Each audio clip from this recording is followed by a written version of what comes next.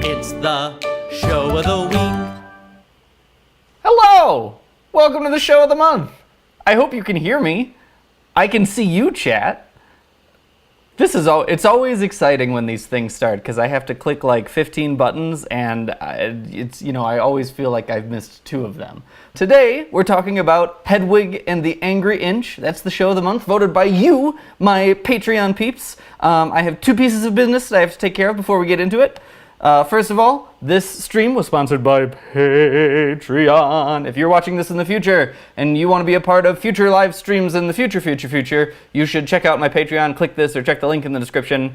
Exciting things. That was announcement number 1. Announcement number 2, my fire alarm has been going off all day, and so cross your fingers. I've been outside in the mountains because that's what you do in Denver. You go climbing in the mountains.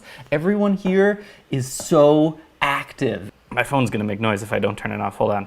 I'm a professional live streamer.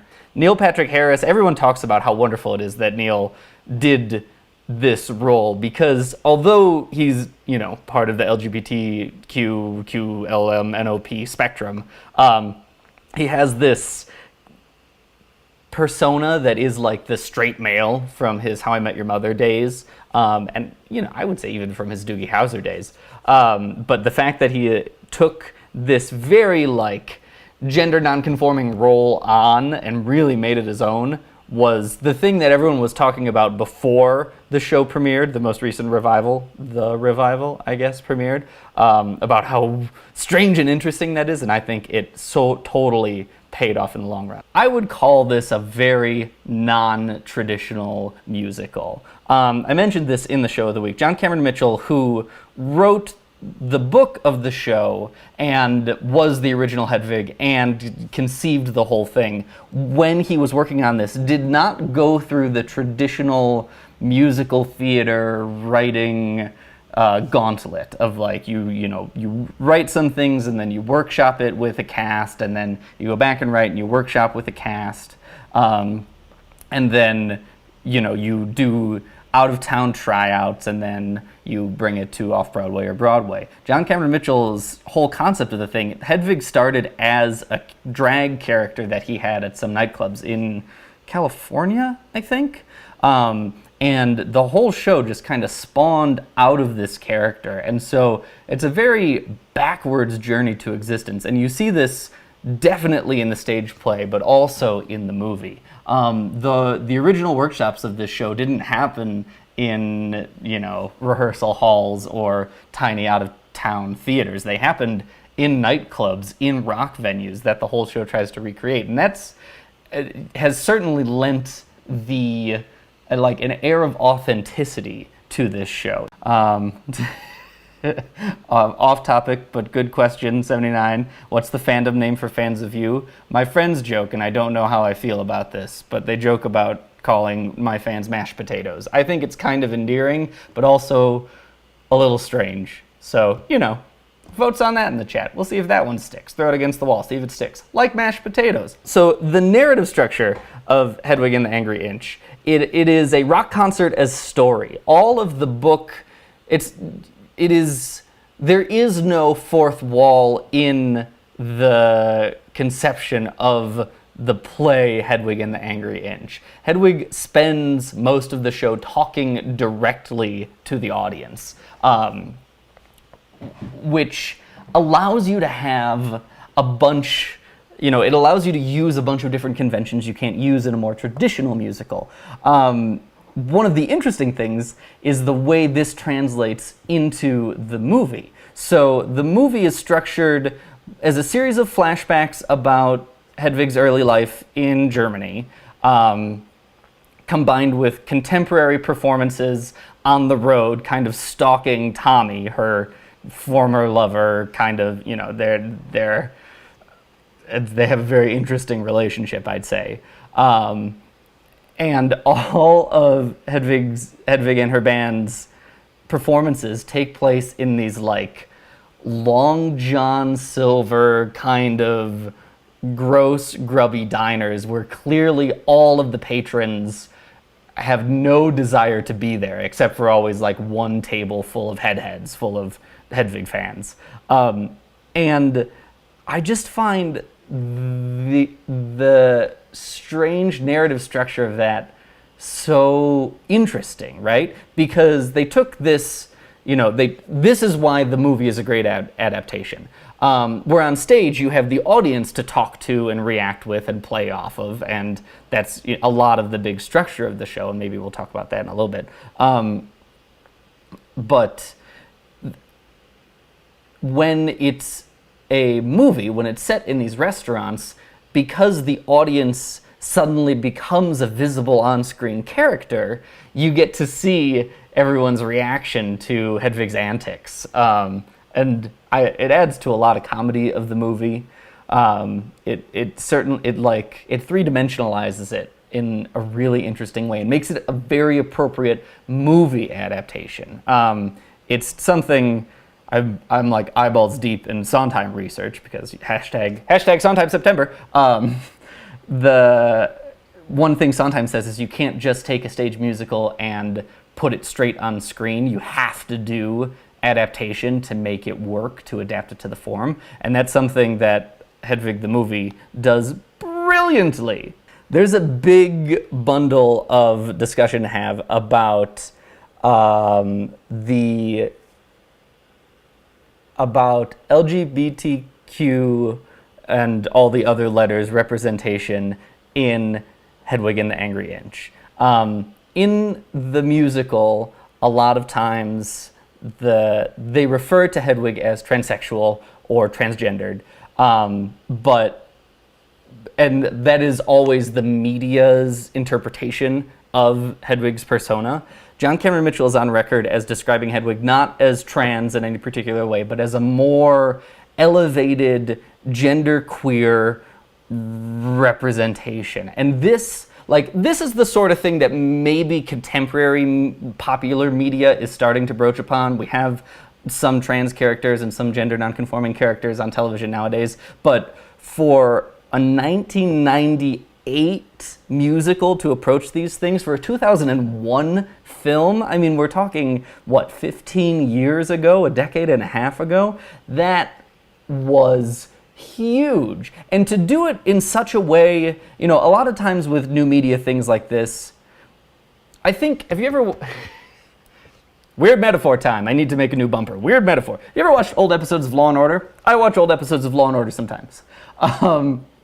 On older episodes, what's fun about Law & Order is because it's been on for so long, you get to see a lot of the development of society in the background. There's a great article somewhere online about the development of technology in Law & Order. Like in early 90s episodes, people start to have desktop computers on their desks, but they're behind them and they're always off. And then as it slowly develops, the computers move in front of them, and they're off when they're talking to people, but then they suddenly turn on, and then they become plot points, and they develop more and more to suddenly become a whole part of the series.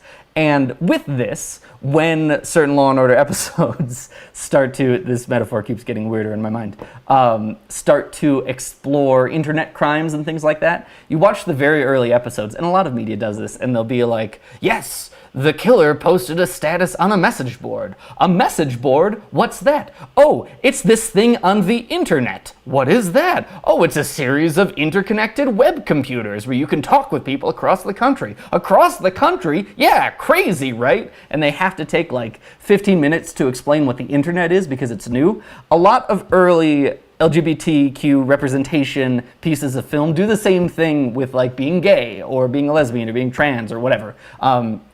They go into these, 15 minutes well, audience, let me describe this thing for you.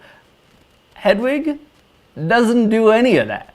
There's one song where she talks about, her 1-inch mound of flesh, where her penis used to be, where her vagina never was. That's about it. They don't talk about her being gender nonconforming. They don't talk about her, the way she expresses herself at all.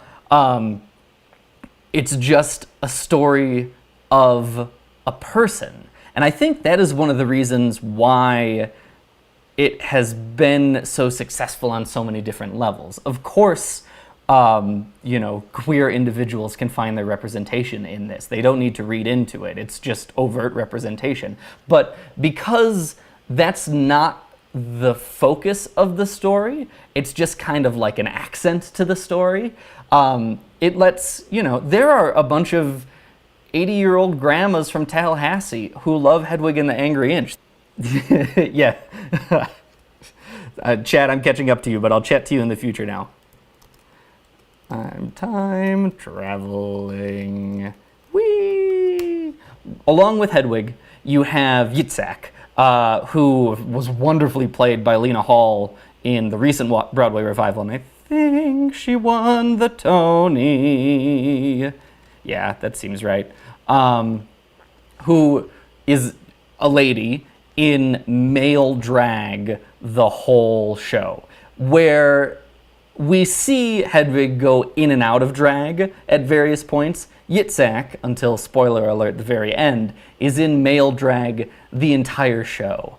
And eventually, it is implied, though not explicitly stated, that he is Hedwig's other half. When he kind of takes over for Hedwig at the very end of the play. It's very moving. I don't think you see a heteronormative straight relationship at all in this entire movie.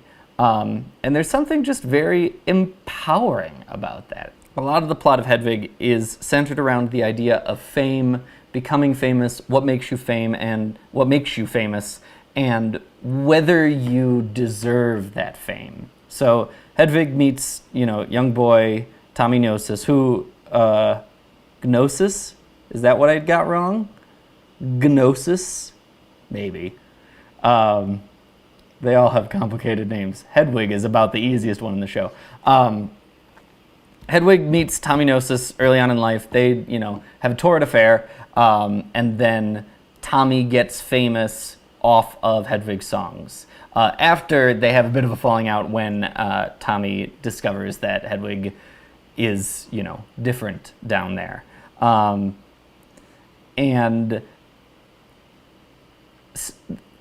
this is something that's been on my mind a lot, is how people come across fame, how people find fame, how people deal with fame, and then the public's reaction to that. I mean, we have this kind of social contract, social assumption that fame should be earned, right? That you should work for your fame. And I think there are a lot of people who we attribute a greater level of work towards their fame than perhaps they've had. I think it's something we notice more in contemporary ages, a lotly. Ooh, words are great today. A lot because of the internet. What is the whole writing team behind a new pop song? Who wrote Taylor Swift's song? Maybe Taylor Swift, maybe someone else. Who were her producing assistants? Who recorded the thing? Who made the music video? Like, it's not fame just because of Taylor Swift. There's a team behind it. But there's this social picture painted where it is just Taylor Swift. It is just Hedwig. It is just Tommy. And when that veil is lifted, when you start seeing more things, that's when, the tabloids take over. That's when TMZ swoops in and starts calling people out on things. And I don't know, it's just been something that's been on my mind in like non-particular ways. I live on YouTube, and I love doing it, and it's a passion, certainly, but a lot of the success of these things is a kind of, it's weird to call it that, but it's a kind of weird internet fame, and it's something, I don't know, it's been on my mind a little bit. One last thing I want to talk about, and then I got a quiz for us to do. The ending of this musical. I'll try not, it's hard, like I was gonna say I'll try not to be too spoilery, but there's not a lot to spoil because it is such a metaphorical ending. You know, this is not an explicit show. This is not a "and they all lived happily ever after" or "and they all perished in fiery flames" kind of show. This is a show just kind of filled with rock imagery. And the ending is one of those. In the stage play, and also in the movie, Hedwig transforms into Tommy Gnosis, kind of, and takes on this persona. And in the process, like, the whole show is a removal of a facade.